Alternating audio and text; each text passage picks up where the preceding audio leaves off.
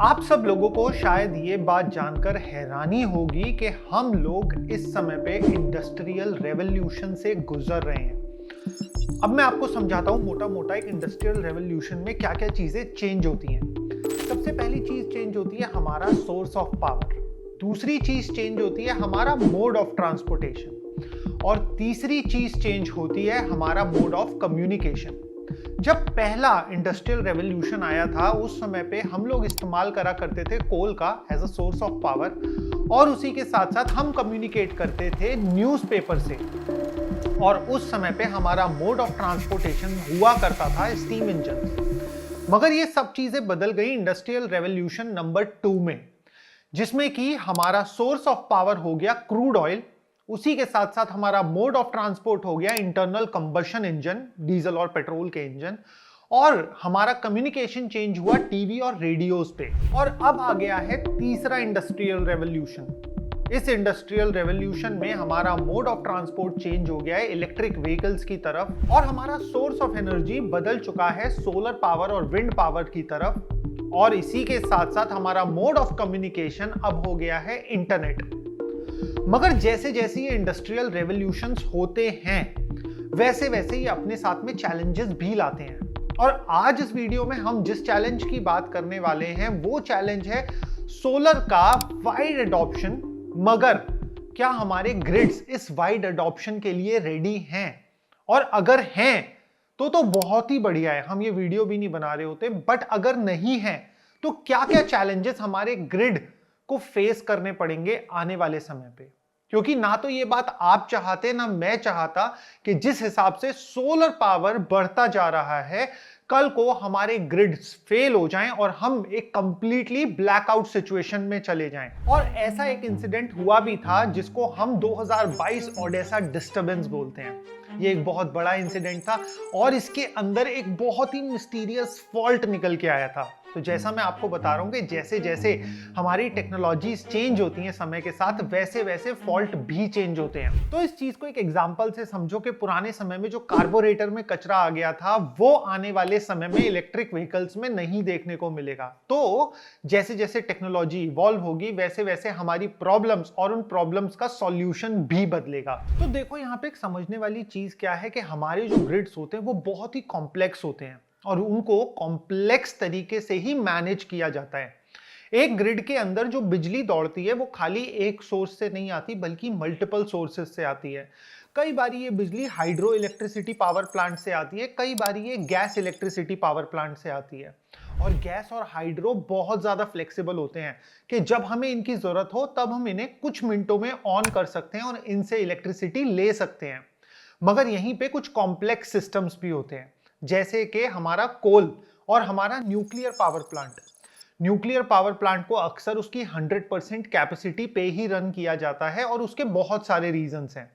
और उसी के साथ साथ कोल जिसको हम 51% की एफिशिएंसी पे रन कर सकते हैं मिनिमम, हम उससे नीचे उसे नहीं रन कर सकते। और जिस हिसाब से इंडिया में सोलर का विकास होता जा रहा है तो हमारे को एक चीज देखनी है कि हमारी ग्रिड क्या अब एक नई फॉर्म ऑफ एनर्जी को अपने अंदर डाइजेस्ट करने के लिए तैयार है। क्योंकि यहाँ पे दो चीजें अलग अलग निकल के आती हैं। पहला तो एक चीज आती है कि अब डिसेंट्रलाइजेशन ऑफ पावर हो रहा है। पहले जहां पे एक पावर प्लांट पावर सप्लाई किया करता था, अब हर एक के घर पे लगा हुआ सोलर पैनल पावर सप्लाई कर रहा है ग्रिड में। तो डिसेंट्रलाइजेशन जो पावर का हो रहा है, हमारी ग्रिड्स उसको किस तरीके से मैनेज करेंगी।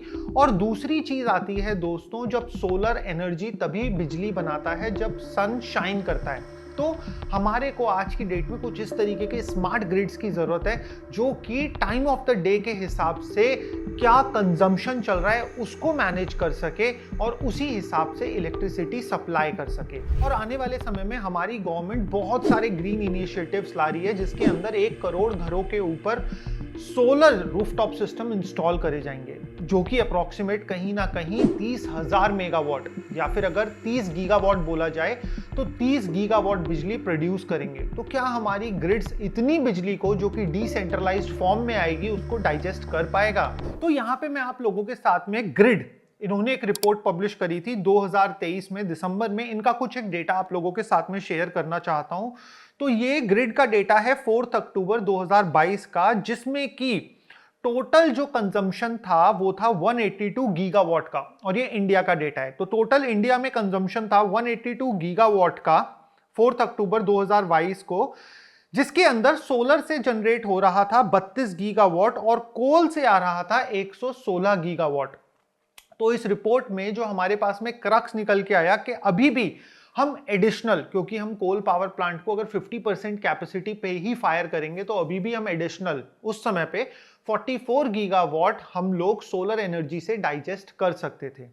और जिस हिसाब से ईयर ऑन ईयर प्रोग्रेस हो रही है सोलर में, न्यूक्लियर में ज्यादा डेवलपमेंट नहीं हो रहा, तो ईयर ऑन ईयर डेवलपमेंट में हम लोग ये मान सकते हैं कि आज की डेट में भी हम लोग 72 गीगावाट अप्रॉक्स बिजली हम सोलर से बनने वाली अपनी ग्रिड में डाइजेस्ट कर सकते हैं। मगर इतनी डिसेंट्रलाइज्ड बिजली को ग्रिड में डाइजेस्ट करने के लिए हमारे डिस्कॉम्स को काफी ज्यादा डेवलपमेंट करनी होगी अपनी वायर और अपने ट्रांसफॉर्मर्स के इंफ्रास्ट्रक्चर पे, जिसको हम पावर डिस्ट्रीब्यूशन इंफ्रास्ट्रक्चर भी बोलते हैं। और अगर वो इन्वेस्टमेंट नहीं हो पाई तो हमारे लिए अगेन एक बॉटलनेक बन जाएगा कि सोलर तो हम लगा सकते हैं बट उसको हम अपने डिस्कॉम को नहीं दे सकते। और ऐसा एक प्रैक्टिकल केस आप लोगों के साथ में शेयर करता हूं जो हमारे ल्यूमन सिटी के साथ में हुआ था कि हमारे पास में एक मेजर क्लाइंट का एक मेजर प्रोजेक्ट था जो कि कुछ किलोवाट्स में था, मतलब ये आप मान सकते हो हंड्रेड्स ऑफ किलोवाट में था। तो वहां के डिस्कॉम ने वहां के ट्रांसफॉर्मर को अपग्रेड करने के लिए स्पेसिफिकली एक लेटर लिखवाया और बहुत सारी फॉर्मेलिटीज हुई, तब जाके वो हम बिजली जो हमने बनाई थी अपने सोलर रूफटॉप प्रोजेक्ट से वो हम ट्रांसफॉर्मर और हम अपनी ग्रिड में फीड कर पाए। तो यहां पे हमारे इंफ्रा का डेवलपमेंट बहुत जरूरी है अगर हम सोलर में एक बहुत हाई एंड स्कोप चाहते हैं तो। मगर दोस्तों यहां पे एक और चीज समझो कि जब हमारी टेक्नोलॉजी बदलती है तो इसी टेक्नोलॉजी से जुड़ी हुई प्रॉब्लम्स भी बदलने लगती हैं। और यहीं पे मैं आपको एक एग्जांपल देता हूं 2022 के ओडेसा डिस्टर्बेंस का। ये बहुत ही इंटरेस्टिंग होने वाला है, तो ध्यान से सुनना। होता क्या है, 300 मेगावाट का, 300 मेगावाट जब हम एक नेशनल लेवल पे देखते हैं बहुत ही छोटा अमाउंट ऑफ इलेक्ट्रिसिटी होता है। 300 मेगावाट का पावर प्लांट डाउन चला जाता है। 300 मेगावाट के पावर प्लांट डाउन जाने से कोई मेजर दिक्कत नहीं आती है, बट वो डाउन चला जाता है। और उसी के डाउन जाने के कुछ सेकंड्स में वहां की पावर कंपनीज नोटिस करती हैं कि एक सब्सटेंशियल ड्रॉप आ गया है ओवरऑल इलेक्ट्रिसिटी में। ओवरऑल इलेक्ट्रिसिटी बहुत ज्यादा ड्रॉप हो गई है अचानक से। ना ही कोई इस तरीके का फैक्टर, ना ही कोई मैकेनिकल फेलियर, ना ही कोई इलेक्ट्रिकल फेलियर, तो ये ड्रॉप आया कहां से? तो जब वो इस चीज को स्टडी करते हैं तो वो ये निकालते हैं कि ये मेजर जो ड्रॉप आया था ये सारा का सारा ड्रॉप सोलर पावर पार्क से आया था, मतलब कि जो सोलर फार्म्स लगे हुए थे उनसे ये ड्रॉप आया। और यहाँ पे इसके ऊपर एक इन्वेस्टिगेशन बैठती है और सब लोगों को बोला जाता है कि ये डिस्टर्बेंस क्यों हुआ, इस चीज के ऊपर आप कार्रवाई करो और समझो कि क्या टेक्निकल फेलियर हुआ।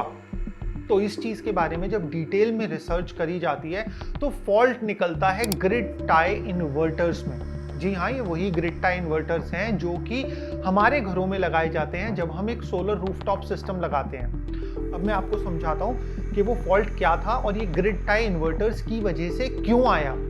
तो देखो दोस्तों, जब एक 300 मेगावाट का पावर प्लांट डाउन गया, उसकी कैपेसिटी खत्म हो गई, और जब कभी भी हम एक इस तरीके का सिनेरियो एनकाउंटर करेंगे कि हमारे पास में डिमांड ज़्यादा है और जनरेशन कम है, तो हमारी फ्रीक्वेंसी स्लो डाउन हो जाती है, इलेक्ट्रिसिटी की फ्रीक्वेंसी स्लो डाउन हो जाती है। और ये अगर इसी इलेक्ट्रिसिटी से आपने अपने घर के अप्लाइंसेस कनेक्ट करे हुए हैं तो वो खराब भी हो सकते हैं, मोटर्स ओवरहीट हो सकती हैं। और ये केवल आपके घर के अप्लाइंसेस ही नहीं बल्कि जो जनरेटिंग अप्लाइंसेस हैं उनके लिए भी हार्मफुल होता है। तो इस केस में क्या करते हैं, बिजली कंपनी ज्यादातर लोड शेडिंग कर देती हैं, जिसको बोला जाता है अंडर फ्रीक्वेंसी लोड शेडिंग। कभी कभी आपने भी नोटिस करा होगा, आपके घर में कुछ सेकंड्स के लिए लाइट जाती है फिर से आ जाती है, तो ये अंडर फ्रीक्वेंसी जब हमारा लोड चला जाता है तो इस लोड शेडिंग को करा जाता है। तो ऐसा ही कुछ सिनेरियो हुआ, मगर उस समय पे 16% बिजली सोलर पावर प्लांट से आ रही थी क्योंकि वो एक सनी दिन था, बहुत ज्यादा धूप थी, सोलर पैनल्स अपने पीक परफॉर्मेंस पे काम कर रहे थे। तो होता क्या है कि जब एक 300 मेगावाट का पावर प्रोजेक्ट डाउन जाता है उसकी वजह से फ्रीक्वेंसी बहुत ज्यादा स्लो हो जाती है और हमारे जितने भी ग्रिड टाई इन्वर्टर्स होते हैं। अब आपको यहां पे एक और चीज समझना जरूरी है कि ग्रिड टाई इन्वर्टर्स फंक्शन कैसे करते हैं। तो आपके घर में लगा हुआ जो एक ग्रिड टाई इन्वर्टर होता है उसको ग्रिड फॉलोइंग इन्वर्टर भी कहते हैं। तो वो जो ग्रिड से आ रही बिजली होती है उसकी फ्रीक्वेंसी को मैच करता है। मैं इसको आपको एक टेक्निकल टर्म्स में बताऊं तो grid tie inverter sinks phase and frequency of the grid. तो ये ग्रिड का फेज और ग्रिड की फ्रीक्वेंसी को सिंक करता है और इसी वजह से ये ग्रिड में बिजली भेज पाता है। तो हुआ क्या, जब फ्रीक्वेंसी इस एक्सीडेंट की वजह से 300 मेगावाट का प्रोजेक्ट डाउन गया, इसकी वजह से फ्रीक्वेंसी स्लो हो गई, तो जितने भी ग्रिड टाई इन्वर्टर्स कनेक्टेड थे उन सब की फ्रीक्वेंसी भी उन्होंने ऑटोमेटिकली मैच करने के लिए ग्रिड से स्लो कर दी। और जब ये इतने लार्ज वॉल्यूम में फ्रीक्वेंसी स्लो हो गई तो ओवरऑल झटका लग गया, जिसकी वजह से स्लो फ्रीक्वेंसी का पावर कट लगाना पड़ा। तो ये एक नए तरीके का फॉल्ट था जो कि ग्रिड टाई इन्वर्टर्स में डिस्कवर करा गया बाद में। उस समय तो टेक्निकली किसी की भी समझ में कुछ नहीं आया, जब इन्वेस्टिगेशन हुई तब ये फॉल्ट निकल कर आया। और इस चीज से आप शायद और भी रिलेट कर पाओ कि आपके घर में लगा हुआ ग्रिड टाई इन्वर्टर तभी काम करता है जब ग्रिड कनेक्टेड होता है। जब आपके घर में लाइट आ रही होती है तभी ग्रिड टाई इन्वर्टर काम करेगा। लाइट चली जाने पे इवन दो कितना ही सूरज अच्छे से क्यों ना चमक पा रहा हो, आप उस बिजली को अपने घर में यूज नहीं कर सकते। तो दोस्तों ओवरऑल जो मेरा इस वीडियो बनाने का मकसद था वो ये था कि किस तरीके से हम एक इंडस्ट्रियल रेवोल्यूशन के फेज से गुजर रहे हैं और इस फेज से गुजरते गुजरते किस किस नए तरीके के चैलेंजेस हमारा आने वाले समय में इंतजार कर रहे हैं और हमारी ग्रिड को कितना कैपेबल होना पड़ेगा इन चैलेंजेस को फाइनली डाइजेस्ट करने के लिए। मगर सोलर के केस में ग्रिड को बैलेंस रखने का एक बहुत ही अच्छा तरीका है और वो है हमारी फ्लाईव्हील बैटरीज। और चाइना ने मेगावाट स्केल में फ्लाईव्हील डिप्लॉय भी करे हैं और हमने आप लोगों की समझ के लिए उसमें एक डिटेल में वीडियो भी बनाई है। अगर आप लोगों ने नहीं देखी तो फिक्र मत करो, यहां पे आ रही होगी, आप अभी के अभी क्लिक करके देख सकते हो।